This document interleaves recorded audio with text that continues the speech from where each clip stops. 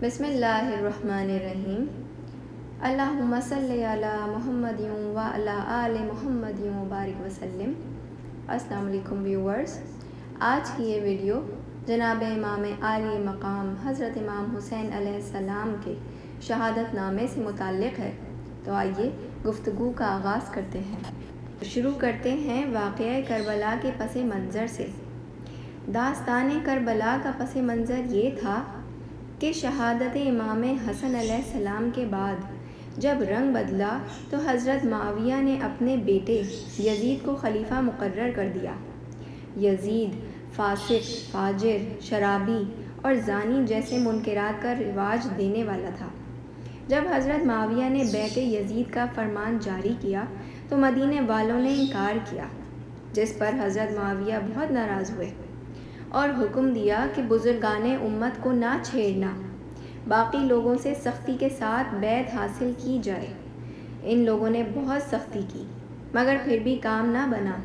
ناچار لوگوں نے کہا کہ لوگ تو بزرگوں کے تابع ہیں، اگر بزرگ بیعت کر لیں تو ایک بھی انکار نہ کرے۔ آخر حضرت معاویہ نے خود مدینہ المنورہ حاضر ہو کر بہت کچھ ترکیبیں کیں لیکن ناکام رہے۔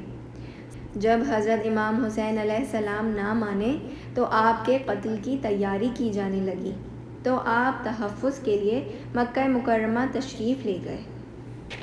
میرے پیر و مرشد الحاج سید محمد یوسف علی عزیز الاولیاء رحمۃ اللہ علیہ، جو کہ جعفری سید ہیں، حضرت امام جعفر الصادق علیہ السلام کی آل میں سے ہیں، انہوں نے داستان کربلا کو مرثیے میں یوں بیان فرمایا: حاکم شام نے جب آپ کو مجبور کیا، بخت خوشکام نے جب آپ کو مسرور کیا، دید کے جام نے جب آپ کو مخمور کیا، حق کے پیغام نے جب آپ کو معمور کیا، اتفاقات سے اس مرتبہ ناچار ہوئے کہ مدینے سے حرم جانے کو تیار ہوئے۔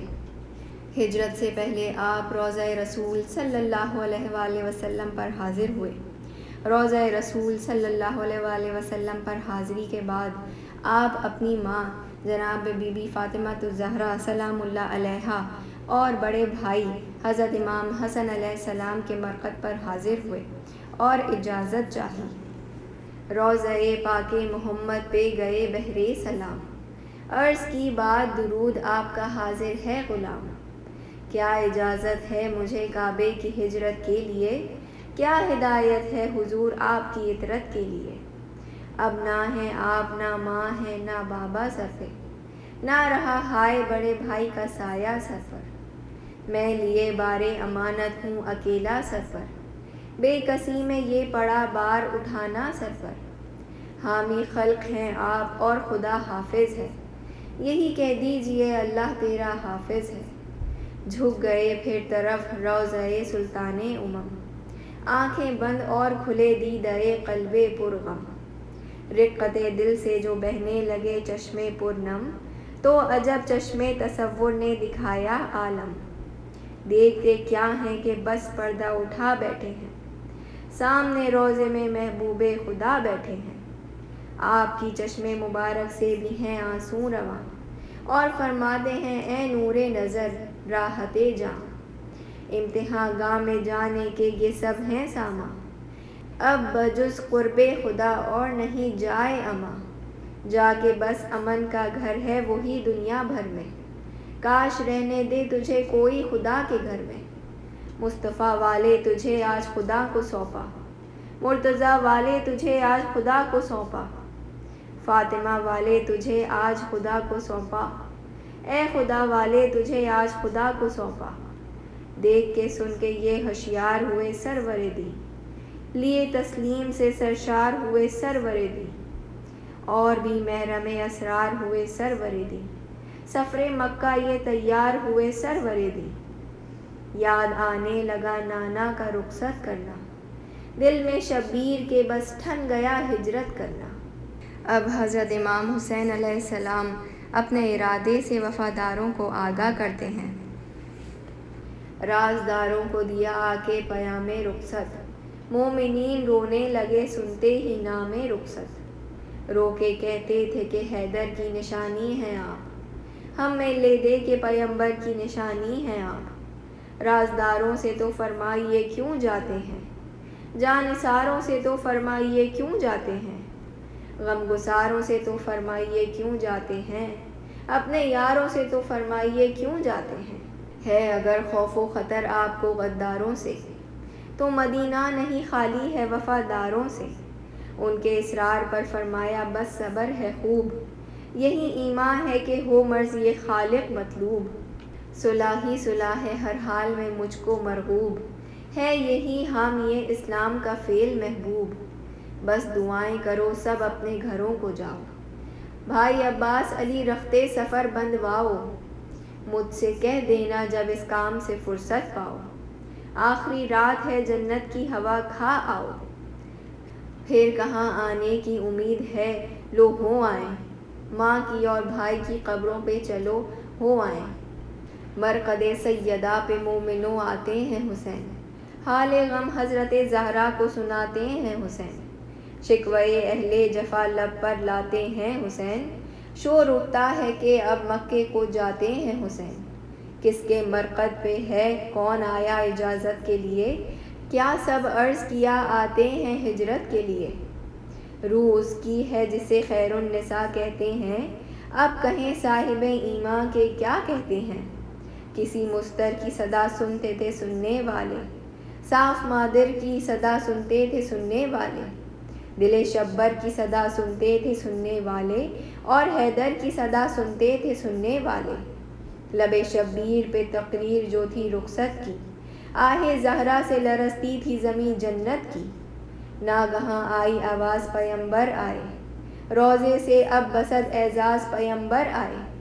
لیے رحمت کے سب انداز پیمبر آئے، بن کے تسکین خدا ساز پیمبر آئے۔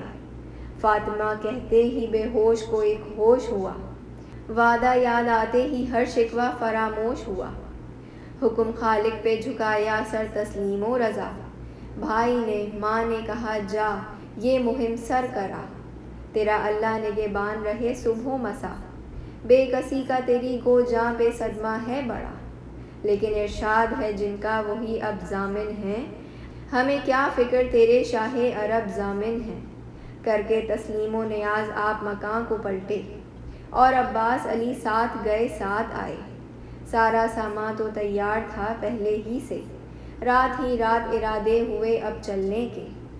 یہ ندا آتی تھی لیلا کی صدا والوں کی، ہے یہ معراج نبی والوں خدا والوں کی۔ حضرت بی بی فاطمہ صغریٰ علیہ السلام حضرت امام حسین علیہ السلام کی صاحبزادی تھیں۔ بی بی صاحبہ نے علالت قبول فرمائی اور مدینہ میں حضرت سلمہ رضی اللہ تعالیٰ عنہا کے پاس رہیں۔ حضرت سلمہ رضی اللہ تعالیٰ عنہا حضور پرنور صلی اللہ علیہ وآلہ وسلم کی زوجہ محترمہ اور حضرت بی بی فاطمہ صغریٰ علیہ السلام کی نانی تھیں۔ حضرت سلمہ رضی اللہ تعالیٰ عنہا سے متعلق واقعہ کربلا کا المناک مشاہدہ ہے کہ ام المومنین رضی اللہ تعالیٰ عنہا کئی دن سے فکر مند تھیں کہ مکے کی روانگی کے بعد سے نواسے کی کوئی خیر خبر معلوم نہیں ہوئی۔ عاشورے کا دن تو بہت ہی وحشت لیے نکلا تھا۔ وہ روزے دار ظہر پڑھ کر مراقب ہو گئیں۔ عصر کے وقت کیا دیکھتی ہیں کہ جناب رسالت مآب صلی اللہ علیہ وآلہ وسلم خاک میں اٹے ہوئے، ہاتھ میں ایک شیشی جیتے خون سے بھری ہوئی سامنے آ کھڑے ہوئے، اور بی بی صاحبہ کے پوچھنے پر فرمایا تم نے دیکھا؟ ظالموں نے میرے لخت جگر حسین علیہ السلام کو ان کے بچوں، عزیزوں اور انصار سمیت بھوکا پیاسا بڑی بے دردی سے ٹکڑے کر کے تپتے میدان نینوا کی جلدی ریت پر ڈال دیا۔ میں وہیں سے آ رہا ہوں، یہ خون انہی بے گناہوں کا ہے، اور ہاں تمہارے پاس جبرائیل کی لائی ہوئی خاک میں نے رکھوائی ہے نا، ذرا دیکھو تو۔ وہ غمزدہ کلیجہ پکڑے ہوئے مصلے سے اٹھیں اور صندوق سے شیشی نکال کر دیکھا تو واقعی وہ خاک خون ہوئی تھی بروز عاشورہ جو رکھ گئے تھے رسالت مآب شیشے میں۔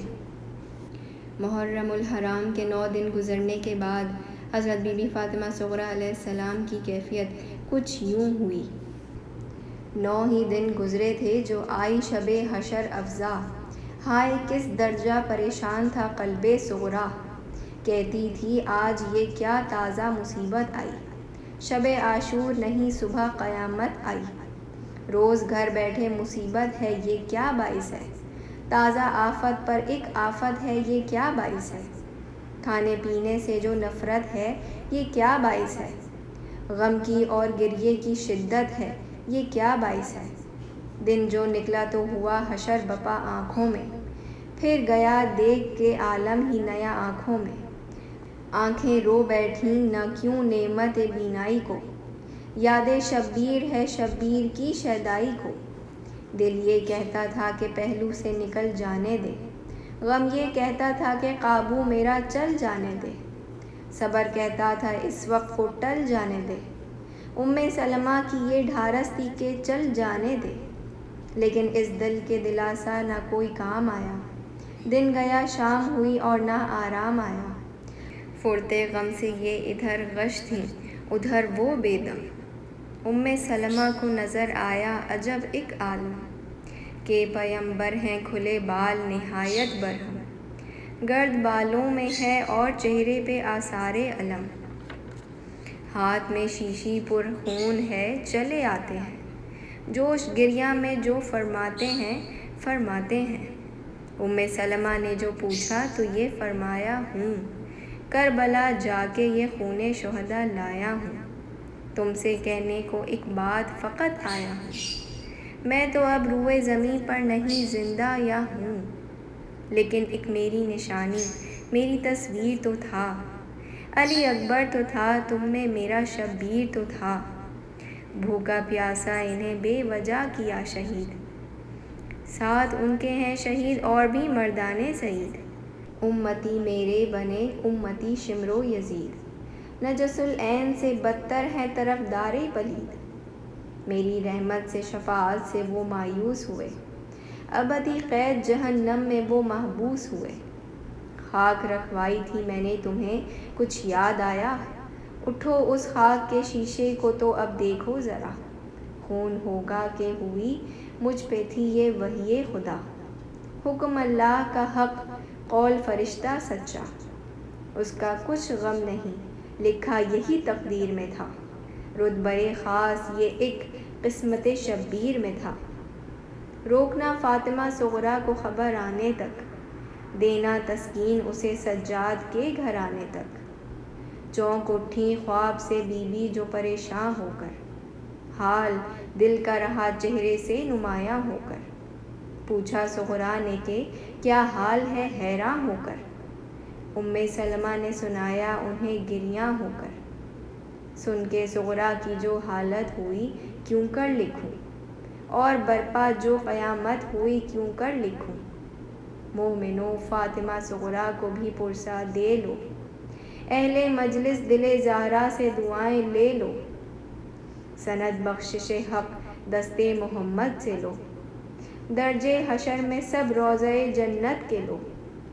کام ہو جائیں قیامت میں نہ ہونے والے، فاطمہ کہہ دے کہ یہ ہیں میرے رونے والے، وما علینا الا البلاغ، مزید ویڈیوز اور اپڈیٹس کے لیے چینل کو سبسکرائب کرنا نہ بھولیں۔